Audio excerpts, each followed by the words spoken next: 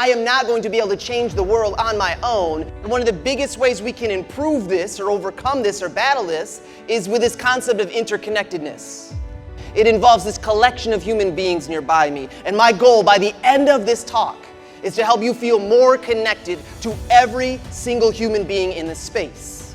So that when it does hit mid-year or in 2 days, you know that you have people who care and can support you.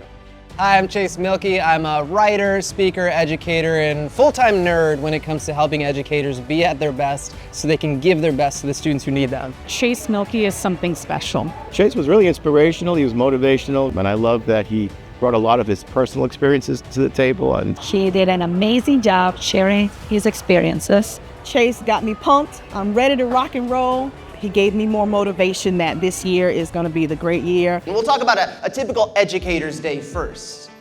When you first wake up, your stress levels are naturally heightened. Now, if you are sleep deprived, your stress levels are heightened. Caffeine increases our alertness as a byproduct of increasing our stress levels. So it's 6:14 in the morning. I haven't even started thinking yet, and then life starts happening.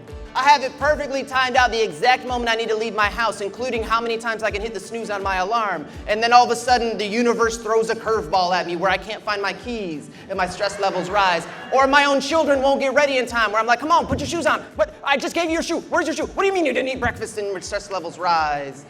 And I get onto the road and start driving to work, and all of a sudden I realize everyone is doing it horribly wrong. Doesn't matter, too fast, too slow, they're doing it wrong. My stress levels rise. I pull into the parking lot of my school and someone has parked in my parking space.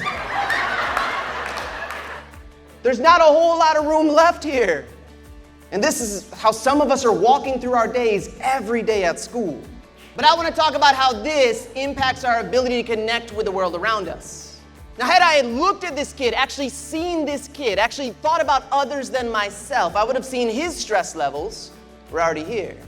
And I realized this is what was walking into my room that day.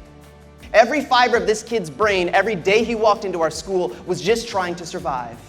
But the thing I started thinking about more and more is, how am I influencing this with my choices? How is my stress and disconnect getting in the way of us building this connection together?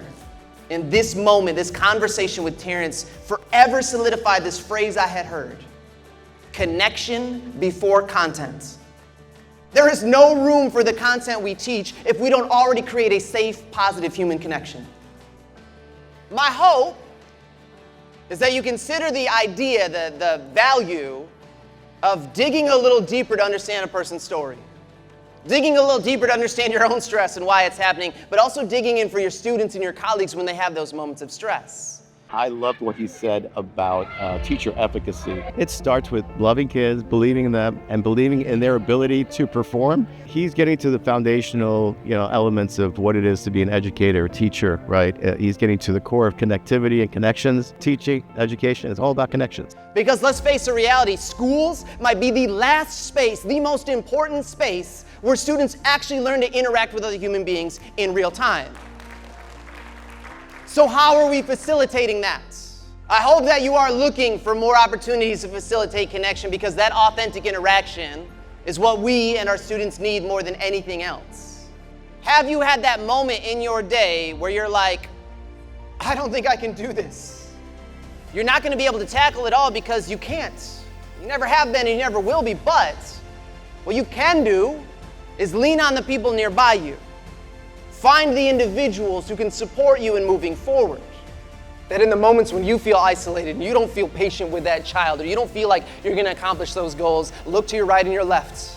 You are a part of a fabric of so many caring individuals. There is a student who needs you. There is a parent who needs you. Thank you not only for the work you do and for who you are, but thank you for being a part of this amazing humanity.